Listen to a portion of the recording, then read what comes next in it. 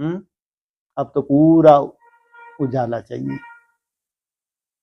इसलिए अमृत वेले को अच्छे से समझो। ऐसा नहीं कि तुमको कोई बहुत बड़ी गिफ्ट मिलने जा रही है।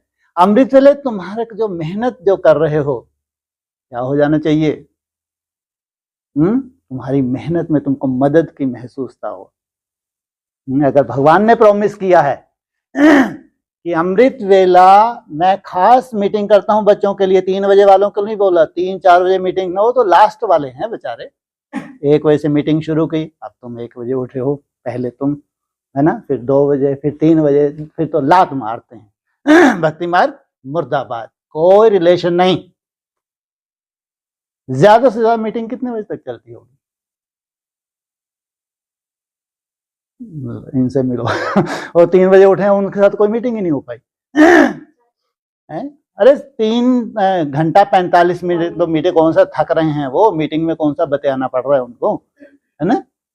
3 घंटा 45 मिनट मीटिंग चलती है। लास्ट वाले का अधिकार है कम से कम कितने घंटे?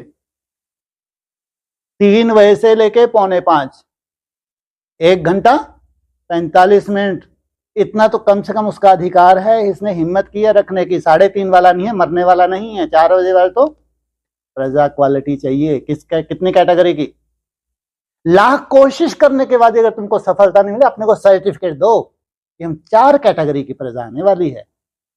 रॉयल प्रजा भी होगी, है ना। जो रॉयल प्रजा है उसके दास दासी भी होंगे, राजाओं के दास दासी भी होंगे, है ना। और एकदम 3rd क्लास प्रजा, चंडाल जैसे भी, वो भी किस कैटेगरी में आते हैं? इसलिए ये कोई ऐसा नहीं है कि तुमको कोई सर पे ही बिठा रखा है, बिल्कुल नहीं। समझ तुम्हारी बढ़ेगी ताकि तुम कम से कम अपने को सर्टिफिकेट दे सको कि मैं किस कैटेगरी में हूं। बस इतनी समझ तो आ जाएगी तुमको। मुंह के बक्के कभी नहीं लगा पाओगे तुम, कभी भी नहीं। अगर सच्चाई सफाई ही सामने आने वाली है, अगर इतनी सुंदर मुरली आगे चल के चलने वाली है, मुरली माना समझ, इतनी समझ तो आ जाएगी कि अपने को सर्टिफिकेट देके चलोगे कि अगर मैं परवश हो रहा हूं, परवश हो रही हूं, तो जरूर अपना फाउंडेशन चेक करना चाहिए, अपने पांव को देखना चाहिए, अपने बुद्धि रूपी पांव को चेक करो। ज्ञान का अधूरापन है, ज्ञान को अच्छे से समझा ही नहीं।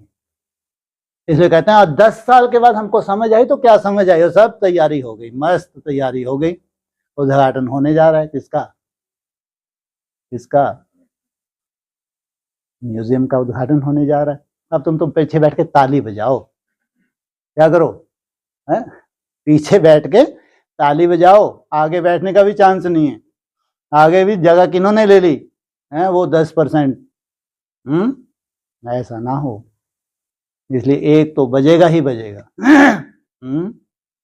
1 बजे से फायदा उठाना, कि हम कितना फायदा उठा पा रहे हैं। पुराना ढर्रा अगर तुम्हारा है तो ये 10 साल के बाद भी वैसा ही बना रहेगा, अगर मेहनत नहीं है तो प्रकृति अपना कार्य कैसे संपन्न करेगी? ऑर्डर किसने किया? तुम बच्चों ने ऑर्डर किया। अब तुम तो भयंकर ऑर्डर की तैयारी कर रहे हो। तुम ऑर्डर की तैयारी करो, तुमको हिला के ना देखे, है। जो जितना ऑर्डर करेगा पहले तो बड़ा कहावना, फिर बोल रहे हैं अति सुख पावना। जो बड़े हैं पहले तो उनको ही हिला के देखना चाहिए। प्रकृति को कायदा है ये। तो प्रकृति देख ले कि नहीं भैया ये तो टस से मस नहीं हो रहे। फिर इनके थोड़े पीछे वाले हैं, उनको और पीछे वाले, फिर लास्ट लंगड़े लूले जो हैं वो भी चले ही जा रहे हैं। प्रकृति भी हार जाती है बेचारी। माया की क्या दशा होती है? आईसीयू में पहुंच जाती है। पूरा हिम्मत हारी नहीं हारी? नहीं हारी हिम्मत। लास्ट में माया भी हिम्मत हार गई। कहां जाके हिम्मत हारी है? कहां? आईसीयू। निरंतर जबकि मैं उसको देख रहा हूं, वहां भी उसने नहीं छोड़ा। निरंतर कहां होता है तुम्हारा आईसीयू बनने जा रहा है? बोलो बोलो, कहां तुम इस स्टेज पे जाओगे? निरंतर उसकी याद में खो जाओगे। आईसीयू आपको निरंतर ही देख रहा हूं मैं। बोलो हैं जी, सतयुग में इनसे मिलो। हिमालय में, सोचो आप, जहां सिवाय बाप के तुम्हारे कुछ भी नहीं है, वहां तक भी तुम्हारा फाउंडेशन हिलाती है।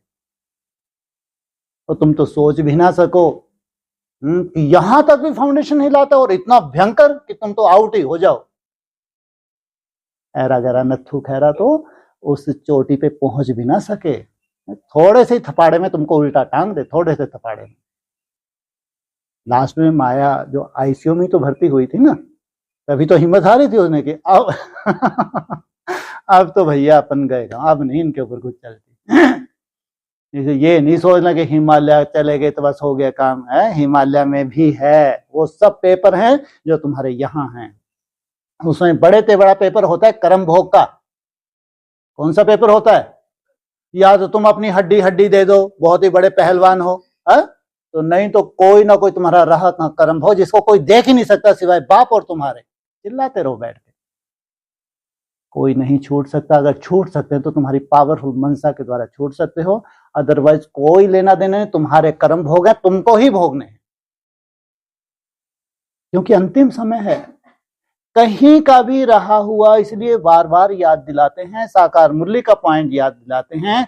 अगर 2-3 मास हॉस्पिटल में भी भोग ले, कौन सा रोग? कैंसर का रोग।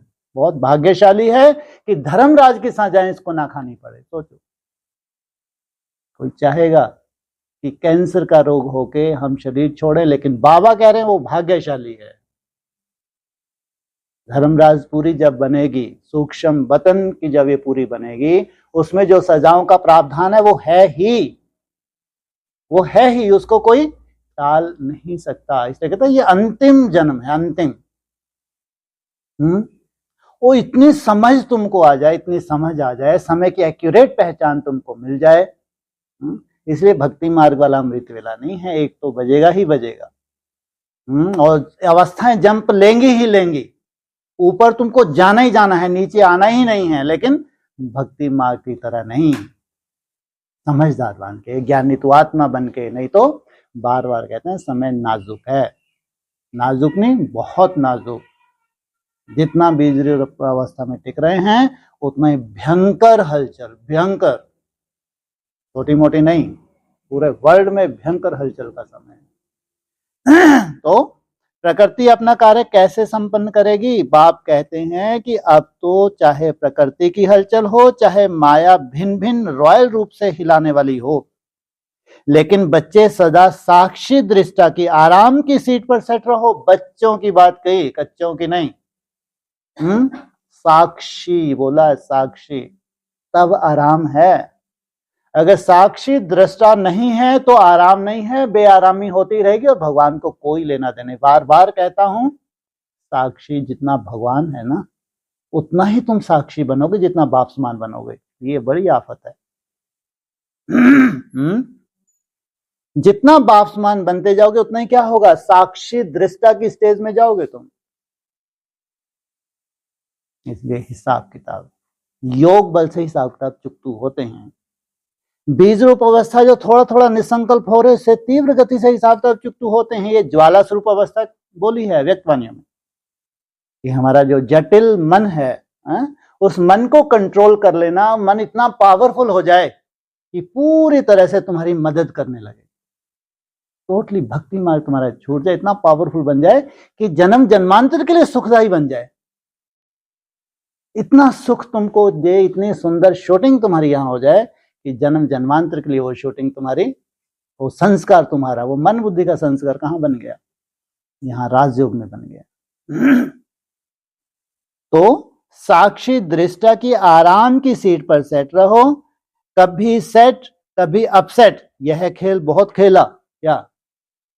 कभी सेट कभी अपसेट, बहुत खेला। अब तो समय इंतजार कर रहा है बाप की प्रत्यक्ष